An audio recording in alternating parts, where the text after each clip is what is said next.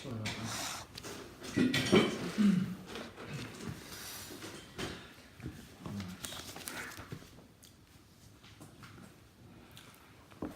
Hello, my name is Derek Todd. I'm a BSL consultant for Deaf Scotland. This is the first time I've done a live stream webinar, and I'll be using sign language. However, I have an interpreter voicing me over, as well as an electronic note taker subtitling and noting my comments.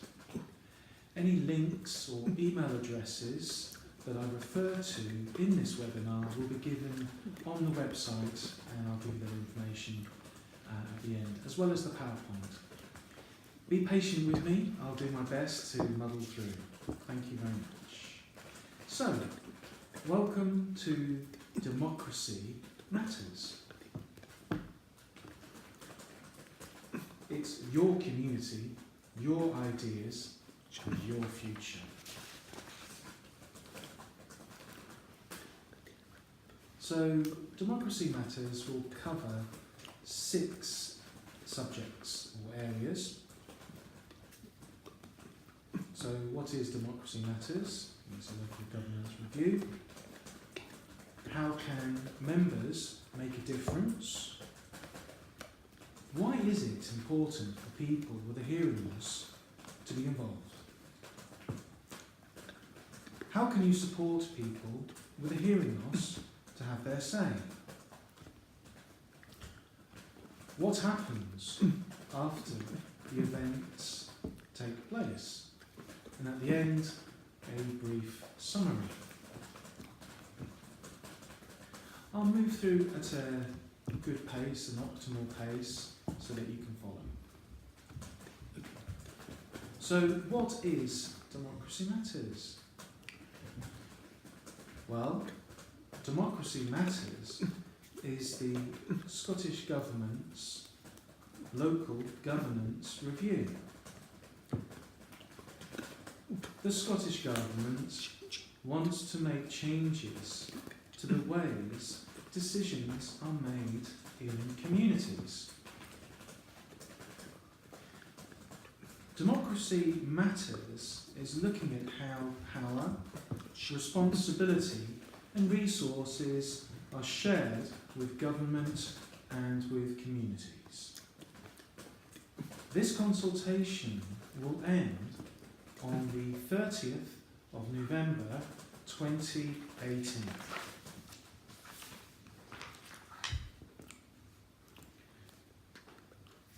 So a brief summary about the local governance review. The people included are politicians, MEPs, MPs and MSPs, as well as councillors. Also, the public sector that makes decisions that affect every aspect of people's lives in Scotland. There has been a growing recognition that it is often better for decisions about the issues that affect different communities in Scotland to be taken with more active involvement of those communities, devolved decision making. Communities can be local, that's geographical, or communities of interest.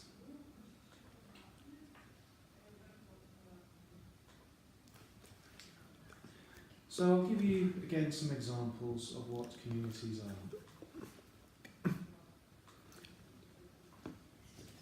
So a local community can be basically where you live or where you work. For example, you might live in East Dunbartonshire and work in Glasgow. Or you may live in Orkney but work part of the week in Aberdeen. Issues that affect you might be the transport between where you live and where you work. It may be the access to health appointments when and where you need them.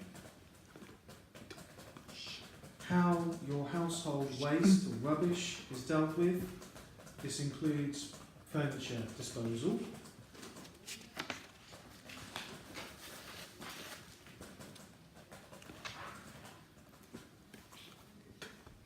a community of interest could be your child's school's parent forum or your local cycling group or the site where you have your gardening allotment. It could be a group of people who all have the same interest and who come together on a regular basis. It could be your local deaf club or lip reading group. The group doesn't have to be a formal organisation. It could just be a group of people who meet once a week to go for a walk and grab a coffee and a cake at the end of it. Or it could be a group that has its own constitution and bank account, such as, for example, an allotment association.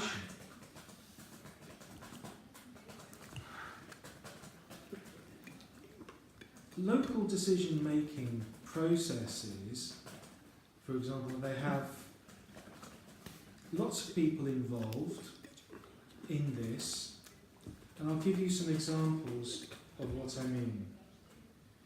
It could be community council, a community planning partnership, an NHS board, a local authority, a health and social care partnership, could be civic societies, parent forums, tenants participation groups, access panels, third sector interfaces, or social enterprises.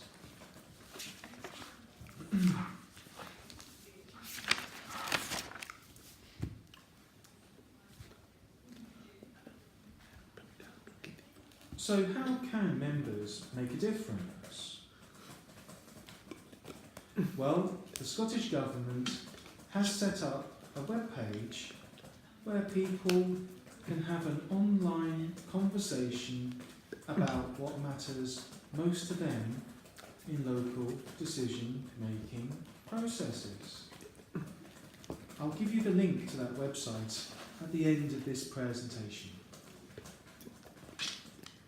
But really, all a person needs to do is register online and can add an idea or leave a comment on existing ideas or even vote on an idea.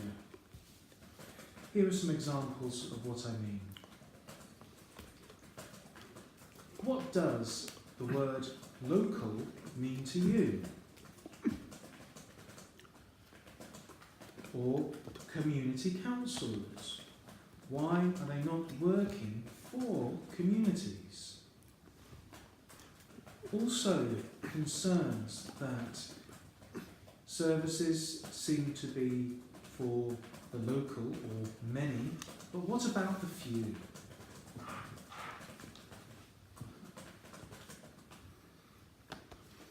So why is it important for people with a hearing loss to be included and involved?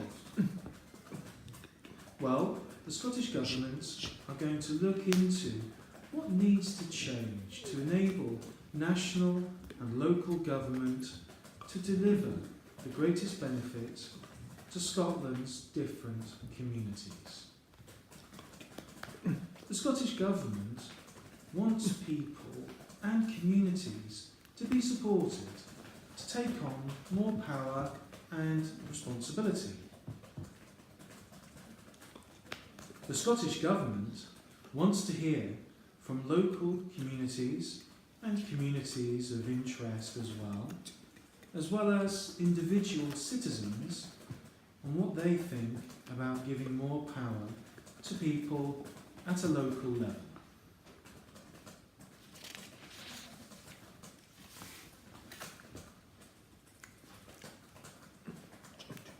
So, a question to you. How many people with a hearing loss are actually involved in local decision-making processes? Another question. What are the barriers to people with a hearing loss becoming involved in local decision-making processes? Also, what do people with a hearing loss have to say about local decision-making processes? It's very important that the Scottish Government gets feedback from people with a hearing loss on how they want to be involved in local decision-making processes.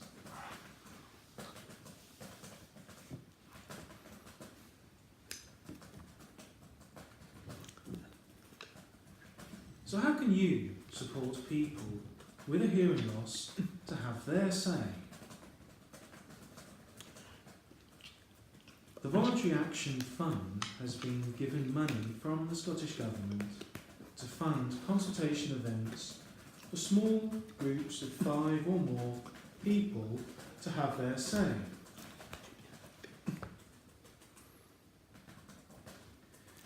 Applications must be in by Wednesday, 31st of October.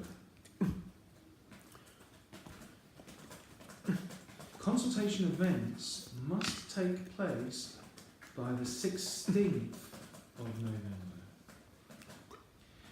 You can apply online and get an application form, and I can show you at the end of the presentation where our website is, which has the link you need to click on.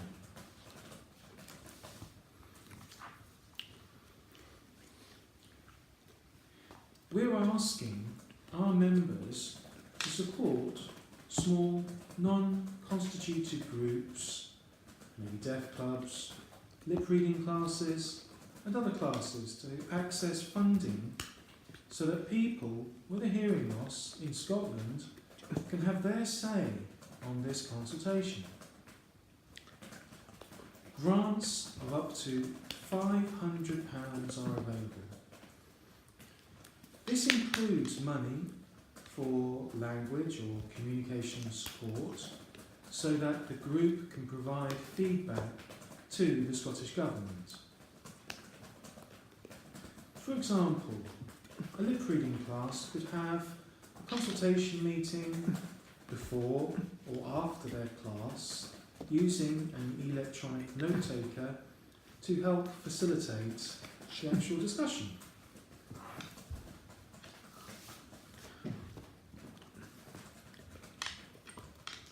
So, to apply for a grant, groups must have a constitution and an annual income below £100,000 in the last financial year. This income excludes any capital items such as buildings or equipment.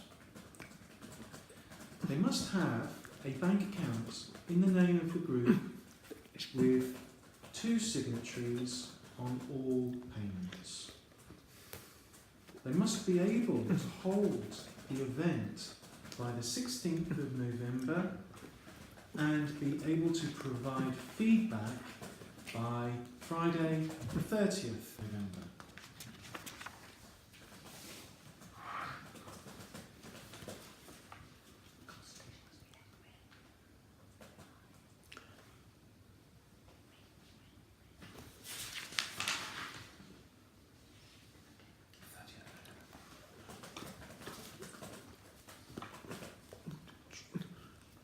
Groups without a constitution or a bank account can still receive funding, but the application has to be made by another body submitting the application on their behalf.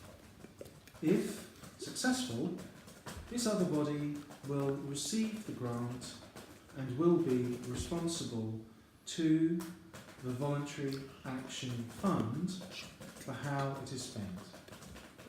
Groups that are not charities will be considered for a grant if their purpose and activities could be considered charitable, or their constitution or set of rules make it clear that any assets or funds that belong to the group can only be used for the group's purposes and cannot be distributed among members.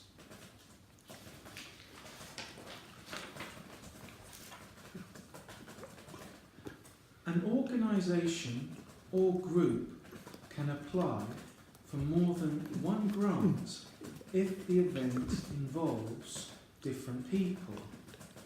Costs covered can include the hire of the venue, catering costs, childcare costs, travel costs, as well as language or communication support such as electronic note takers or BSL interpreters.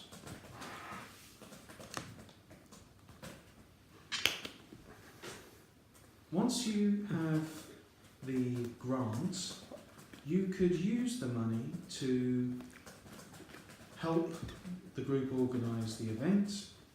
You could offer to facilitate the event, even offer to write up the feedback and then submit it to Deaf Scotland for it to be included in the overall report and or email it to the Scottish Government.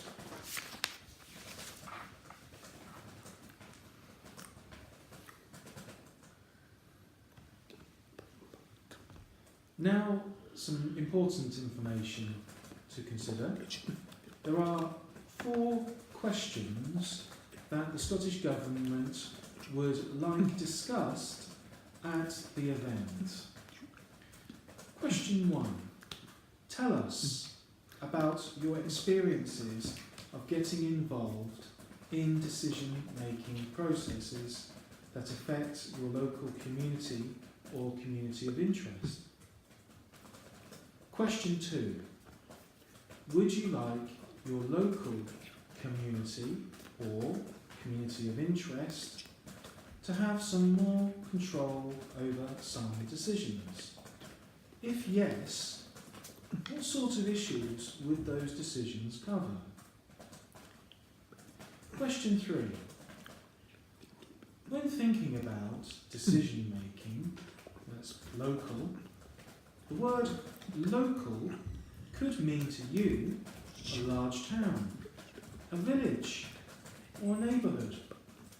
What does local mean to you and to your community? Question 4. Are there any existing forms of local level decision making which could play a part in exercising new local powers? Are there new forms of local decision making that could work well? What kind of changes might be needed for this to work in practice?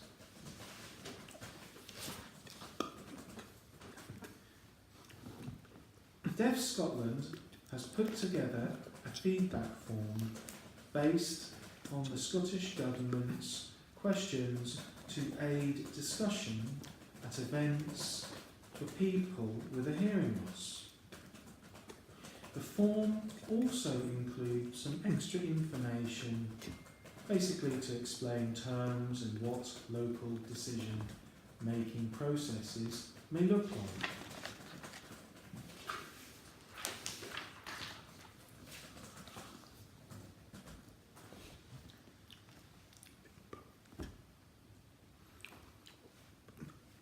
So what happens after the event? Well, the Scottish Government needs feedback from your events by Friday, the 30th of November 2018. The group can email their feedback directly to the Scottish Government, and the email address is democracymatters@gov.scot. However, Deaf Scotland will submit a report on what people with a hearing loss think about local decision-making processes and on how they want to be involved. If the group would like their discussion to inform the Deaf Scotland report, please email the discussion information to Mandy Reid, who is writing our report. Her email address is director@mjreid.net by Friday the 16th of November 2018.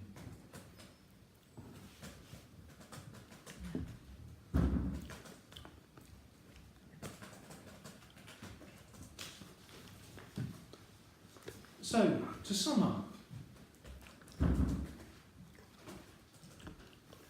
the Scottish Government will look at what needs to change to enable national and local government to deliver the greatest benefit to Scotland's different communities. The Scottish Government wants people and communities to be supported to take on more power and responsibility. The Scottish Government wants to know what the citizens who live in Scotland think about local decision-making processes. Democracy Matters is the Scottish Government's local governance review. There is an online conversation that members can become involved with. That link will be shown to you at the end of this presentation.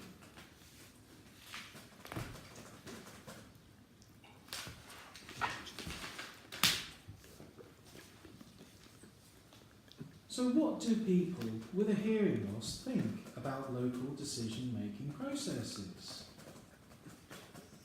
How do we help them have their say? We could offer groups, clubs and classes to support or host an event by applying for funding from the Voluntary Action Fund.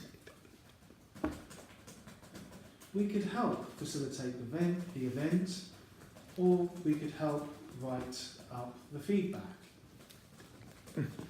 So, here are the relevant deadlines. Wednesday, the 31st of October 2018, is the deadline for grant applications. Friday, the 16th of November, is the deadline for the event to take place. Friday the 16th, 2018 is also the deadline for sending feedback to Mandy Reid.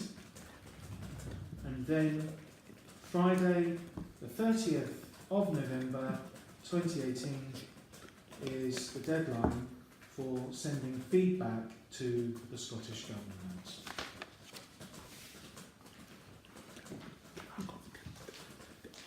If you have any further questions, you can email us at admin@deafscotland.org. So all this information will be on the old SCOD website. The Deaf Scotland website is currently being built as we speak. Good luck with your applications,